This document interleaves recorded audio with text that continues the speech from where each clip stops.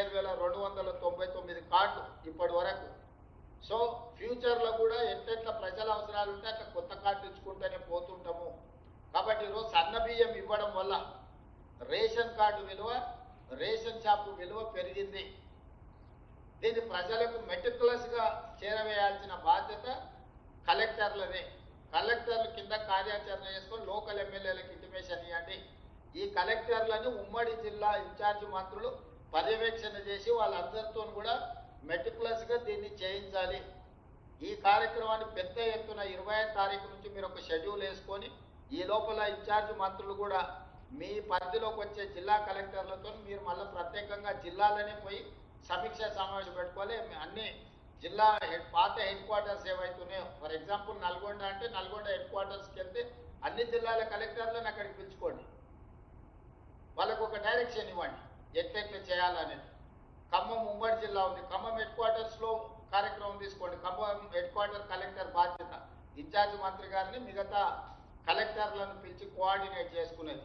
It is like that. Warangal కానీ ఏదైనా కరీంనగర్ కానీ హెడ్ క్వార్టర్స్ కలెక్టర్, పాత ఉమ్మడి జిల్లా హెడ్ క్వార్టర్స్ కలెక్టర్ మిగతా కలెక్టర్లతో సమన్వయం చేసుకోవాలి, ఆ జిల్లా మంత్రులతో సమన్వయం చేసుకోవాలి, ఇన్ఛార్జ్ మంత్రులతో సమన్వయం చేసుకొని మీరు కార్యాచరణను తీసుకొని ఈ నెల 25 నుంచి వచ్చే నెల 10 తారీఖు లోపల టోటల్గా మీరు స్కెడ్యూల్ వేసుకొని ఈచ్ అండ్ ఎవ్రీ మండల్కి ఒక ఆఫీసర్ని బాధ్యత వేసి మీరు కార్యాచరణ చేసుకొని ఈ జిల్లా ఇన్ఛార్జ్ మంత్రి ప్రతి నియోజకవర్గంలో ఏదో ఒక దగ్గర పార్టిసిపేట్ చేసేటట్టు కార్యాచరణ చేసి హెడ్ క్వార్టర్స్ కలెక్టరే కోఆర్డినేట్ చేయాలి. ఇది లేకపోతే ఏమవుతుందంటే ఎవరిని కోఆర్డినేట్ చేస్తున్నారు, ఎవరు పర్యవేక్షిస్తున్నారు, ఎవరు కోఆర్డినేట్ చేస్తున్నారు, ఏం జరుగుతుందో కమ్యూనికేషన్ గ్యాప్ ఉంటే ఇది ఇబ్బంది అవుతుంది. కాబట్టి ప్రజలకు క్లియర్గా చెప్పండి, రేషన్ కార్డులు పంచడం అనేది నిరంతర ప్రక్రియ, ఎవరు ఆందోళన చెందాల్సిన అవసరం లేదు.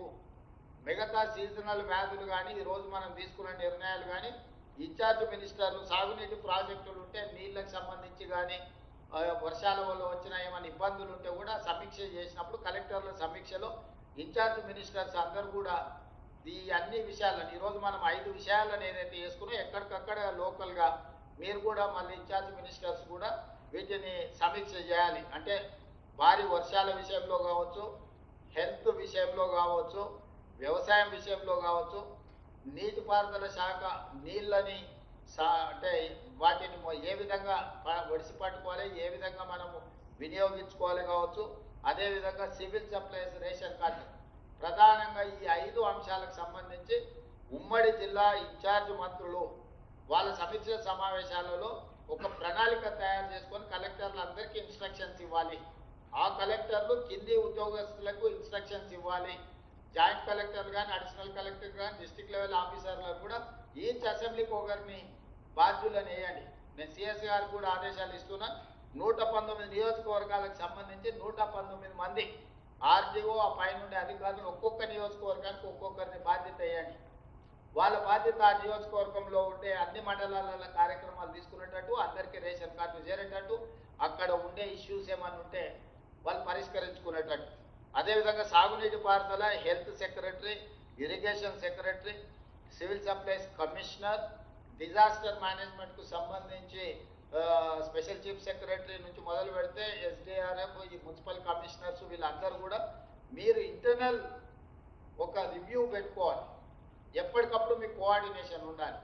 ఈ అధికారులు ఒక వాట్సాప్ గ్రూప్ కానీ ఏదైనా పెట్టుకోండి. తర్వాత వెదర్ ఫోర్కాస్ట్ కూడా నేను కలెక్టర్లకు స్టాండింగ్ ఇన్స్ట్రక్షన్స్ ఇస్తున్నా. వెదర్ ఫోర్కాస్ట్ తీసుకొని 3 గంటల ముందే మీరు అప్రమత్తం చేయొచ్చు. లోకల్ ఉండే అధికారులను కానీ ఏమైనా కానీ రైతులు ఏమైనా పంటలు కానీ ఏదైనా రోడ్డు మీద ఉన్నా ఏదైనా ఉన్నా కొత్త ఈ ప్రాంతంలో వర్షం ఇంత పర్సెంటేజ్ పడబోతుంది జాగ్రత్త అని కలెక్టర్లు అప్రమత్తం చేస్తే కింది అధికారులను ఒకవేళ హెవీ రైన్స్ ఉంటే అనౌన్స్మెంట్ చేయించండి. మీరు అప్రమత్తం చేయడం ద్వారా నష్టాన్ని నివారించవచ్చు. మీరు అప్రమత్తం చేయడం ద్వారా ప్రజల్ని జాగ్రత్త పడవచ్చు. ముందే కొంచెం 1 గంట ముందుగా ఇంటికి చేరుకున్నారంటే ప్రాబ్లం ఉండదు. వర్షంలో ఉన్నారంటే ట్రాఫిక్ జామ్ అయిపోద్ది, ఇతర సమస్యలు కూడా వస్తాయి. కాబట్టి ఇది మీరు వీటన్నిటికి సంబంధించి కమాండ్ కంట్రోల్ రూమ్ నుంచి కూడా మీకు ఏం కావాలో ఫీడ్బ్యాక్ ఇస్తారు. ఇమ్మీడియట్గా కలెక్టర్స్ ఏదైనా ఇష్యూ ఉంటే కూడా కమాండ్ కంట్రోల్కి ఇంటిమేట్ చేయండి. అక్కడ కంప్లీట్ వ్యవస్థను మనం రన్ చేస్తున్నాం. ఇంకా దాన్ని అంటే ఇంప్రూవ్ చేయడానికి ట్రై చేస్తున్నాం. కమాండ్ కంట్రోల్తో కూడా కనెక్ట్ కావాలి కలెక్టర్. ఇవన్నీ చర్యలు తీసుకోవాలి. దీనికి సంబంధించి సిఎస్ గారు కూడా ఎప్పటికప్పుడు పర్యవేక్షించాలి. సిఎస్ గారి తర్వాత పేషీలో ప్రతి అధికారికి 2 జిల్లాలు ఉన్నాయి.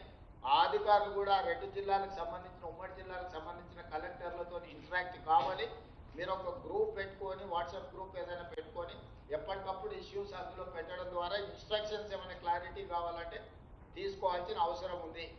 ఏ మాత్రం అజాగ్రత్తగా ఉన్నా, ఎవరు నిర్లక్ష్యంగా ఉన్నా, ఆస్తి నష్టం, ప్రాణ నష్టం ఏదైనా జరిగితే ఎంతటి అధికారి అయినా ఉపేక్షించకుండా ప్రభుత్వం చర్యలు తీసుకుంటుంది. రైతులకు ఏమాత్రం నష్టం జరిగినా, పేద ప్రజలకు ఏమాత్రం నష్టం జరిగినా, ముఖ్యంగా ట్రైబల్ ఏరియాస్లో ఆదివాసీ, లంబాడాసు, ఇతర గిరిజనులకు ఏదైనా నష్టం జరిగిందంటే మాత్రం ప్రభుత్వం చర్యలు తీసుకుంటుంది. అందుకే అధికారులందరూ అప్రమత్తంగా ఉండాలి. ఎవరికైనా ఏదైనా ఇబ్బంది ఉండి ఏదైనా పాల్గొనలేని పరిస్థితిలో ఉంటే వాళ్ళు ప్రత్యామ్నాయంగా ఎవరైనా ఏర్పాటైనా చేస్తారు. సిఎస్ గారు దాన్ని చేసుకోండి. యూరియా మీద కూడా క్లియర్గా దృష్టి పెట్టండి. డీలర్లు అందరూ కూడా ఏ డీలర్ దగ్గర ఎంత ఉందో కూడా పర్యవేక్షించండి. ఎందుకంటే నిన్నమన్న రోజు వినిపిస్తున్న సమస్య యూరియా సమస్య. కాబట్టి దీన్ని క్యాజువల్గా స్టాక్స్ ఉన్నా కూడా సమస్యలాగా వినిపిస్తున్నది. కాబట్టి స్టాక్స్ ఉన్నాయి, మీకు ఇబ్బంది లేదా అనేది కూడా రైతులకు ఒక అవగాహన కల్పించే విధంగా కార్యాచరణ తీసుకొని అన్ని చర్యలు తీసుకోండి. ఏదైతే గవర్నమెంట్కి ఏమైనా చెప్పదలుచుకున్నా ఇమ్మీడియట్గా అధికారులు అందుబాటులో ఉంటారు. కన్సర్న్ మినిస్టర్స్ ఉంటారు, మీ జిల్లా ఇన్ఛార్జ్ మినిస్టర్స్ ఉంటారు. మీకు ఎవరికి ఏమి క్లారిటీ కావాలన్నా, ఇన్స్ట్రక్షన్స్ కావాలన్నా పైనుంచి ఎప్పటికప్పుడు అందుబాటులో ఉంటామని తెలియజేస్తూ ఈ కలెక్టర్స్ కాన్ఫరెన్స్లో పాల్గొన్న కలెక్టర్స్కి, వివిధ శాఖలకు సంబంధించిన అధికారులకు, మంత్రివర్గ సహచరులకు, ఉప ముఖ్యమంత్రి గారికి అందరికీ కూడా మనస్ఫూర్తిగా ధన్యవాదాలు తెలియజేస్తున్నాను. ధన్యవాదాలు.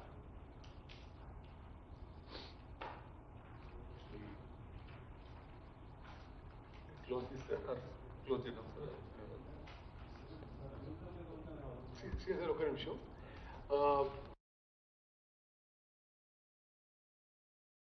Subscribe us and press the bell icon for more interesting updates.